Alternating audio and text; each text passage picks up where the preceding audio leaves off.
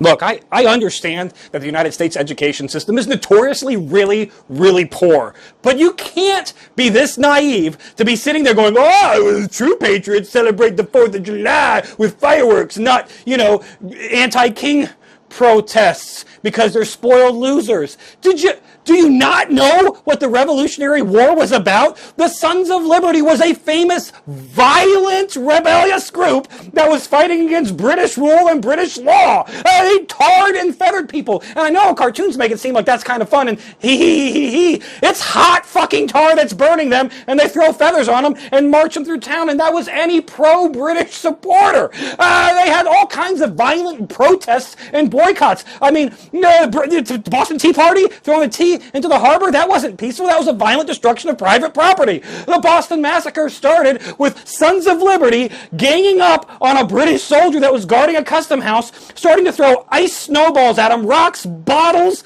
shouting, shoot me, shoot me, shoot me, and then got all mad when we actually did shoot them. You had all kinds of mob rule that was going on at the time. Inciting of violence, the stockpiling of weapons to fight against the British military, which was acting as a police force inside the colonies at the time, because we were up in arms about taxes. And of those taxes, even when the British removed the taxes, we were still pissed because we have to pay a tea tax, and we couldn't handle that. But more than all of that, the whininess about, I'm not getting my way, a lot of it has to do with, you guessed it, slavery, because of the whole proclamation line that prevented a westward expansion of the colonies into what was Indian territory as a result of the French and Indian War and agreements that we all came to draw up the lines. But the slave owners, they wanted more territory because they burned up the nutrients in the soil by only growing cash crops, and they needed that westward expansion, which, spoiler alert, that's a theme for slavery throughout the entirety of the United States as an existence. We were not peaceful. We weren't peacefully going and saying, the British,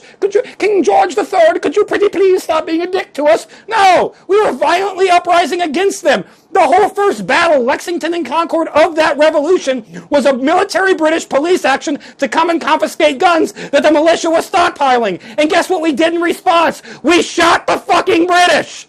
None of that is peaceful. And it was all over a hissy fit because we wanted westward expansion of slavery, and we didn't want to pay taxes for a war that was to save us, to keep us as existing, because the French wanted us.